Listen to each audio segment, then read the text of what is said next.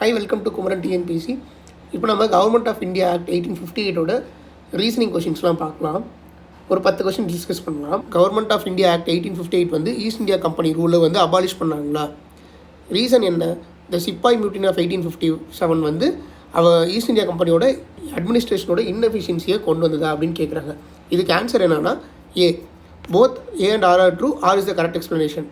ஏன்னா கிட்டத்தட்ட இந்தியா வந்து பிரிட்டனோட கையிலேருந்து விலகிற மாதிரி ஆச்சு இல்லை சிப்பாய் மியூட்டினியில். அதுக்கப்புறம் தானே க்ரௌன் ரூல் வந்தது, கவர்மெண்ட் ஆஃப் இந்தியா ஆக்ட் கொண்டு வந்தாங்க.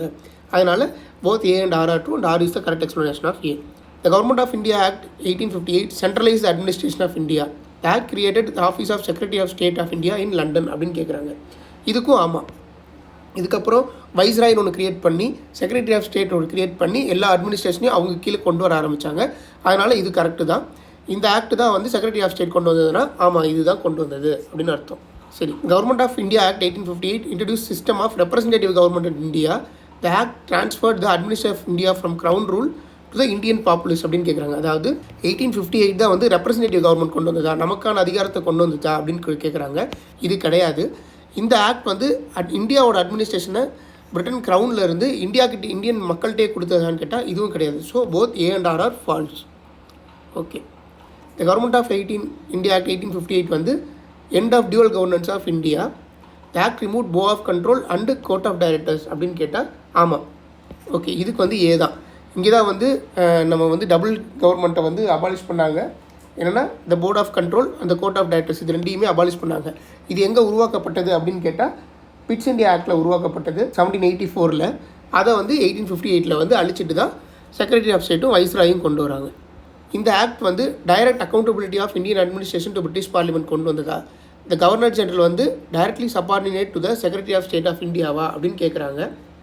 ஆமாப்பா, எல்லாருமே செக்ரட்டரி ஆஃப் ஸ்டேட்டு கீழே தான் வராங்க.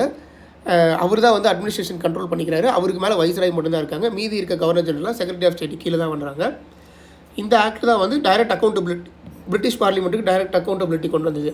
யாருன்னா பிரிட்டிஷ் பார்லிமெண்ட்டில் வந்து செக்ரட்டரி தான் கேள்வி கேட்பாங்க. அதனால் இது வந்து both A and R are true and R is the correct explanation of A. Okay. The government of 1858 வந்து focused on decentralizing power to local authorities of India. இந்த ஆக்ட் வந்து after introduced a failure of centralized governance during the revolt of 1857 அப்படின்னு கேட்குறாங்க. இதுக்கு answer வந்து D. Centralised கவர்னன்ஸ்னால வந்த பிரச்சனை இல்லை, இந்த ரிவோல்ட்னால மட்டும்தான் வந்த பிரச்சனை. அங்கே வந்து கவர்னன்ஸ் ஃபெயிலியர் ஆகல, போர் நடந்ததில் மொத்தமாக நம்ம கைவிட்டு போயிருக்கோம். அதனால தான் இந்த ஆக்ட் கொண்டு வந்தாங்க. இந்த ஆக்ட் ஃபோக்கஸ் ஆன் டீசென்ட்ரலைசிங் பவர், அதாவது லோக்கல் அத்தாரிட்டிஸ்க்கு கொடுத்தாங்களான்னு கேட்டால் இல்லை, பிரிட்டிஷ் கவர்னர் கீழே தான் சென்ட்ரலைசிங் கொண்டு வந்தாங்க. இது வந்து ரிவோல்ட் வந்து ஈஸ்ட் இந்தியா கம்பெனியோட வீக்னஸை எக்ஸ்போஸ் பண்ணிருச்சு. அவங்களே வீக்னஸ் தான், ஈஸ்ட் இந்தியா கவர்னரே வீக்காக தான் இருக்காங்க அப்படின்றத எக்ஸ்போஸ் பண்ணுச்சு. Okay. The Indian councils were established by the government of India act 1858. The act aim to provide legislative representative to இந்தியன்ஸான்னு கேட்குறாங்க. கிடையாது. நமக்கு வந்து இந்தியன் கவுன்சில்னு ஒன்று உருவாக்கவே கிடையாது. அவங்க செக்ரட்டரிக்கு தான் 15 பேருக்காக ஒரு கவுன்சில் உருவாக்குனாங்க, அசிஸ்டண்ட்டுக்காக. இந்த ஆக்ட் வந்து லெஜிஸ்லேட்டிவ் ரெப்ரஸன்டேஷன்லாம் கொடுக்கவே இல்லை. இதுக்கப்புறம் தான் நமக்கு வந்து ஓட்டுரிமை, நமக்கான பேசுகிறதுக்கான உரிமை எல்லாமே கொடுக்குறாங்க. இந்தியன்ஸ்லாம் உள்ளே கொண்டு வரது இதுக்கப்புறம் தான் நடக்கும், இப்போ நடக்கலை. ஸோ ரெண்டுமே தவறு. The government of India act 1858 also known as act of good governance of இந்தியாங்கிறாங்க. ஆமாம், இது உண்மை தான். ஏன்னா இங்கே தான் வந்து நல்லாட்சி கொடுக்குறோன்னு சொல்லி வந்தாங்க. இது வந்து the shortcomings of governance in East India Company, அதாவது ஈஸ்ட் இந்தியன் கம்பெனியோட குறைகளை நிறைவு செய்யறதுக்கு வந்ததுனா எஸ், அவங்கக்கிட்ட இருந்த குறைகளை நிறைவு செய்யறதுக்காக தான் வந்தாங்க. So both A and R R true. இது வந்து இன்ட்ரடியூஸ் ஃபெடரலிசம் இன் இந்தியாவா? இந்த ஆக்ட் வந்து ஃபெடரலிசம் கூட்டாட்சி முறையை இன்ட்ரடியூஸ் பண்ணிச்சான்னு கேட்குறாங்க. சென்ட்ரலுக்கும் ஸ்டேட் கவர்மெண்ட்டுக்கும் வந்து பவரை பிரித்து கொடுத்தாங்களான்னு கேட்குறாங்க. கிடையாது, ரெண்டுமே பண்ண இந்த இதில் கிடையாது. இதுக்கப்புறமேட்டு தான் இதெல்லாம் பண்ணுவாங்க. Secretary of India has absolute authority over the administration of இந்தியாவான்னு கேட்குறாங்க. இது ஆமாம், ஏன்னா அவர் தான் வந்து ஃபுல் அண்ட் ஃபுல் கண்ட்ரோல் எடுத்துக்க போகிறாருன்னு சொல்லியிருக்கோம். The act made governor general of India subordinate to the British parliament. Governor general வந்து பிரிட்டிஷ் பார்லிமெண்ட்டுக்கு சபார்டினேட்டாக பண்ணலை, செக்ரட்டரி ஆஃப் ஸ்டேட்டுக்கு தான் சபார்டினேட்டாக பண்ணாங்க. So A is true, R is false. Okay.